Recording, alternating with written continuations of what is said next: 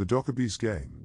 Jisoo let out a relieved sigh as she dropped her heavy backpack inside the door of her small studio apartment. It had been a long day of classes followed by an exhausting shift at the campus coffee shop. All she wanted now was a hot meal and an early bedtime before the next busy day. As the microwave heated up a pre-made bowl of soup, Jisoo stretched out the kinks in her sore muscles. A draft whispered against the back of her neck, raising goosebumps. She frowned, sure she hadn't left any windows open that morning. Chalking it up to tired imagination, she retrieved her dinner and settled on the futon to eat while catching up on social media. That's when she noticed the strange symbol scrawled across her mirror in what looked disturbingly like blood. Jisoo screamed, soup splattering across the floor as the bowl flew from her trembling hands. Those were Hangul characters for curses and hexes used in shamanistic rituals. Someone or something had broken into her apartment to leave this ominous message. Heart pounding frantically, Jisoo grabbed the first potential weapon her panicked mind could grasp, a broom, and did a sweep of the tiny space. Every corner was empty, but she couldn't shake the overwhelming sensation of being watched. A rattling laugh echoed from behind the mirror, making her jump out of her skin with a shriek. The symbol swirled and rearranged before her wide eyes, resolving into clear Hangul letters. "I'm coming for you, human," Jisoo sobbed in terror, fumbling for her phone with numb fingers. As she tried to call emergency services, the pounding in her ears registered as violent knocking on her front door. Weeping uncontrollably now, Jisoo backed away slowly, brandishing the broom like a sword. The door shuddered under heavy blows that shook its frame. With a final splintering crack, it flew open to reveal nothing.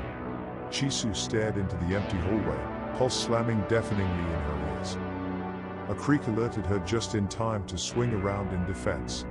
The broom passed cleanly through a small, goblin-like figure as it cackled uproariously. A dokkaebi. Its leathery gray skin blended perfectly into the shadows, the only distinguishing features a mop of wild black hair and gleaming yellow eyes. Jisoo collapsed against the wall, begging whatever higher power would listen to save her from this demon.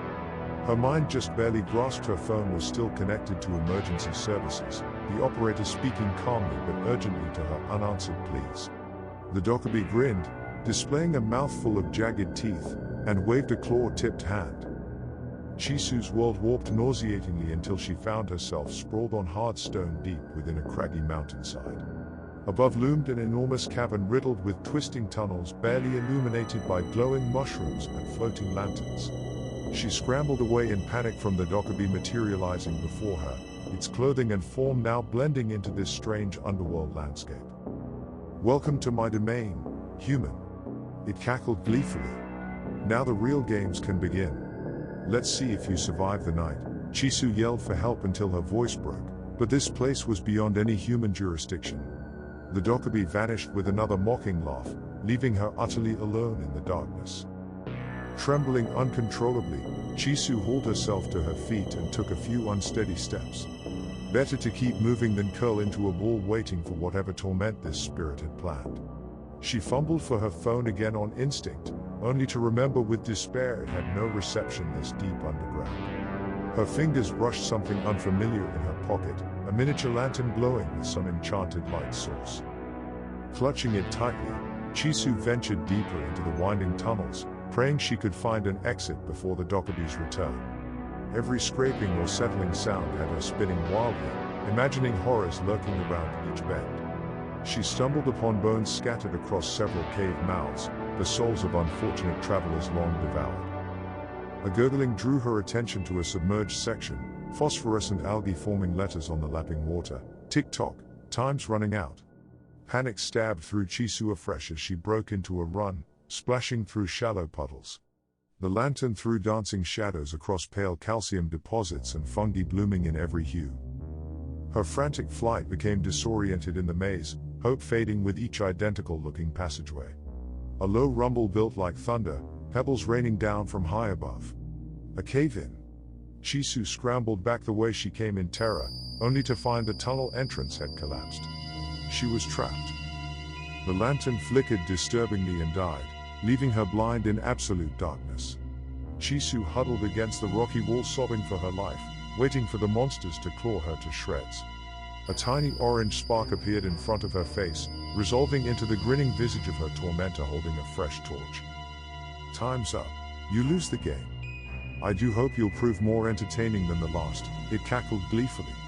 Jisoo opened her mouth to beg for mercy when violent cursing echoed from a distance, accompanied by the unmistakable sounds of pickaxes smashing stone.